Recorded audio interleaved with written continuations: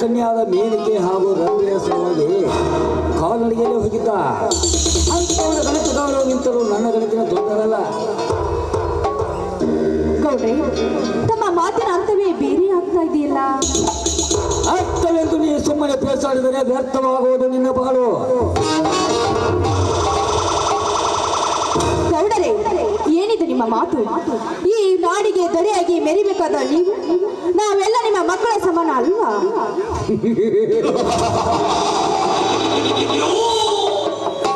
ಮಕ್ಕಳ ಸಮಾನ? ಮಕ್ಕಳ ಸಮಾನ ಎಂದು ಎಲ್ಲರೂ ಮಕ್ಕಳ ಹಾಗೆ ಹೇಳಿಕೊಂಡು ಹೋದರೆ ವೀರ ಕಾಮನಗತಿ ಏನಾಗಬಹುದು?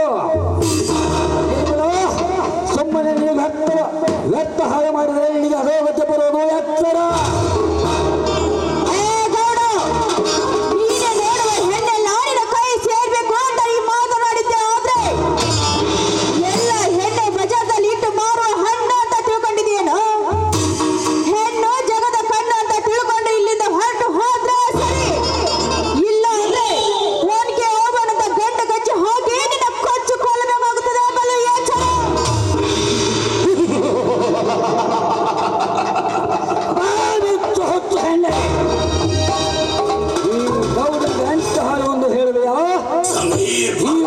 ಹರಿಹರ ಬೆನ್ಮೋಲಿಗಳ ಬಂದರು ಸರಿ, ಇವತ್ತು ನಿನ್ನನ್ನು ಬಿಡುವುದಿಲ್ಲ ನಾನು.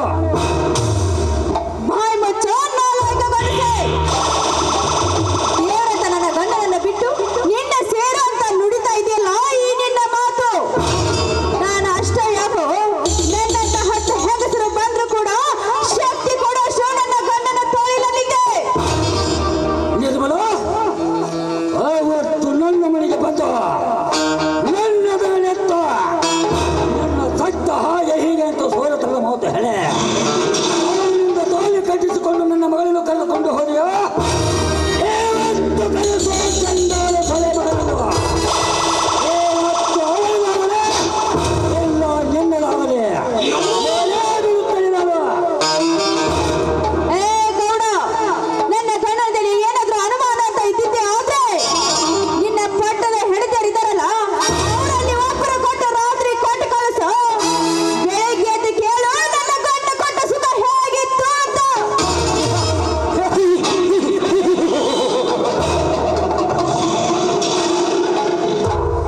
ನಿರ್ಮಲ, ನಿರ್ಮಲ, ನಿರ್ಮಲ, ನಿತ್ಯ ನನ್ನ ಮಕ್ಕಳಲ್ಲಿ 10 ಸುಳ್ಳು ಬೆತ್ತತ್ತು ಹೋಗುವಾಗ ನನಗೆ ನಿನ್ನ ಸೂರತನವನ್ನು ಹೇಳುತ್ತೆಯೋ, ನಿನ್ನ ಗಂಡನ ಸೂರತನವನ್ನು ಹೇಳುತ್ತೆಯೋ?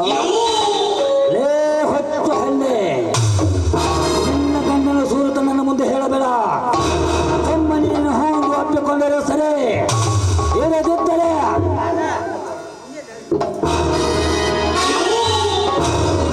ಕೂಸಿನ ಮರಣ ಹೋಮ ಆಗುವುದು ಎತ್ತರ. ಬೇಡ ಗೌಡ್ರೆ, ನಿಮ್ಮ ಕಾಲಿಗೆ ಬಿದ್ದು ಬೀಳ್ಕೊಳ್ತೀನಿ. ನೋಡಿ, ಅದೇನು ಸೀರೆ ಇದ್ರು ನನ್ನ ಮೇಲೆ ತೀರ್ಚಿಕೊಳ್ಳಿ, ಆದ್ರೆ ನನ್ನ ಮಗನನ್ನು ಏನು ಮಾಡಬೇಡಿ ಗೌಡ್ರೆ. ನಿಮ್ಮ ಕಾಲಿಗೆ ಬೀಳ್ತೀನಿ, ನನ್ನ ಮಗನ ನನಗೆ ಹೀಗೆ ಹಾದಿಗೆ ಬಾ, ನನಗೆ ಹ್ಞೂ ಎಂದು ಒಪ್ಪಿಕೊಂಡರೆ ಮಾತ್ರ ಈ ಕೂಸಿನ ಜೀವನೋದು. ಈ ಕೂಸಿನ ಮರಣ ಹೋಮ ಆಗುವುದು ಖಚಿತ. ಬೇಡ ಗೌಡ್ರೆ, ಈ ಹಠವನ್ನು ಹಿಡಿಬೇಡಿ. ನಿಮ್ಮ ಕೈ ಮುಗಿದು ಬೇಡಿಕೊಳ್ತೀನಿ, ಅದು ನನ್ನ ಕರುಳಿನ ಕುಡಿ. ಈ ನನ್ನ ಕೂಸನ್ನು ನನಗೆ ಭಿಕ್ಷೆಗೆ ಕೊಡಿ. ನಿರ್ಮಲ, ನೀನು ಹಾಗೆ ಬಗ್ಗೋಳಲ್ಲ, ನೀನು ಬಾಯಿ ಮಾತಿನ ಬಗ್ಗೋ ಹೆಣ್ಣಲ್ಲ. ನಿನ್ನ ಮಗನ ಕೂಸಿನ ಈ ಮಗುವಿನ ಪ್ರಾಣ ಆಸೆಗಾಗಿ ನನ್ನ ಮಾನ ಕಳ್ಕೊಳ್ತೀನಿ ಅಂತ ತಿಳ್ಕೊಂಡಿದ್ದೀಯೇನು? ಈ ಮಗು ಹೋದ್ರೆ ಏನಾದ್ರು? ಈ ನನ್ನ ಪ್ರತಿರತೆ ಉಳಿಸಿಕೊಂಡು ನನ್ನ ಗಂಡನಲ್ಲಿ ಇನ್ನ 10 ಮಕ್ಕಳು ಕೊಡೋಷ್ಟು ಶಕ್ತಿ ಐತಿ. ಈ ಒಂದು ಮಗ ಹೋದ್ರೆ ಏನಾದ್ರು?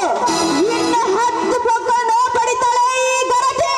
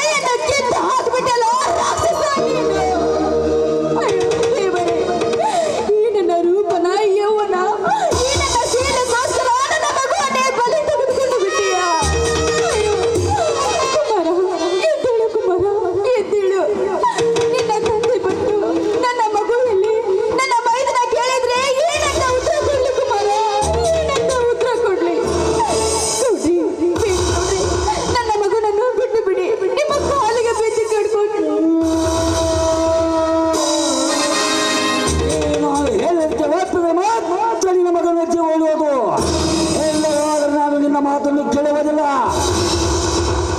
ಏನೋ ಚಾಂಡಲ, ನನ್ನ ಮಗುವನ್ನು ಕೈ ಕಾಲು ಕತ್ತಿಸ್ತಿದೆ, ಆದ್ರೂ ಇನ್ನು ಈ ಗರ್ತೆ ಮೇಲೆ ನಿನಗೆ ಆಸೆ ಏನು?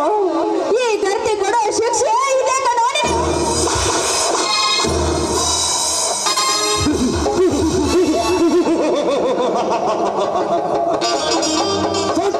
ಹತ್ತಾರು ಹಳ್ಳಿಗಳನ್ನು ಆಳುವ ಈ ವಜ್ರಗೌಡನಿಗೆ ಹಿಂದೆಯವರಿಗೆ ಯಾವ ಗಂಡಸಾದರೂ ಎದುರಿಗೆ ಬಂದಿರುವುದನ್ನು ನೋಡಿರಲಿಲ್ಲ ನಾನು. ಅಂಥದ್ರಲ್ಲಿ ಖಚಿತ ಇನ್ನೊಂದು ಭಾವತಿಗೆ ಬಾರದ ಹೆಣ್ಣು ನನಗೆ ಕಪಾಲಿಕೆ ಹೊಡೆಯ ಇನ್ನನ್ನು ಹಾಗೆ ಸುಮ್ಮನೆ ಬಿಡುವುದಿಲ್ಲ. ಈ ಗೌಡನ ಬಂದೂಕಿನ ಏಟವನ್ನು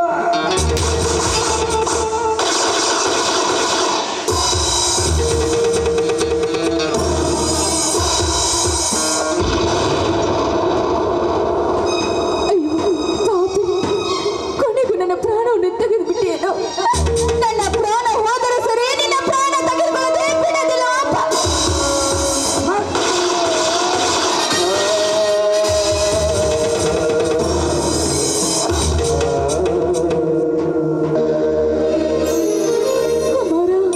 ಕುಮಾರ, ಈ ತಾಯಿ ಮಗನ ಪ್ರಾಣವನ್ನು ಹಕ್ಕಿಯಂತೆ ಹಾರುವಾಯ್ತಪ್ಪ, ಹಕ್ಕಿಯಂತೆ ಹಾರುವಾಯ್ತು. ನನ್ನ ಗಂಡ ಬಂದು ಕೇಳಿದ್ರೆ, ನನ್ನ ಮೈದ ಬಂದು ಕೇಳಿದ್ರೆ ಏನಂತ ಉತ್ತರ ಕೊಡ್ಲಪ್ಪ, ಏನಂತ ಉತ್ತರ ಕೊಡ್ಲಿ? ಈ ನಿನ್ನ ತಾಯಿಯನ್ನು ಕ್ಷಮಿಸಿ ಬಿಡು ಕಂದ, ಕ್ಷಮಿಸಿ ಬಿಡು ಅಮ್ಮ. ಮೈದನ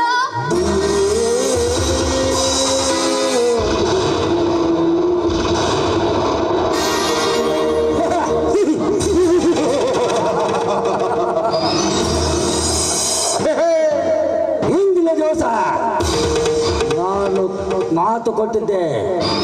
ಕೊಟ್ಟ ಮಾತು ಬಿಟ್ಟ ಬಾಳವನು ಯಾವತ್ತು ಎಂದು ಪಡೆದವಲ್ಲ ಈ ವಜ್ರಗೌಡ.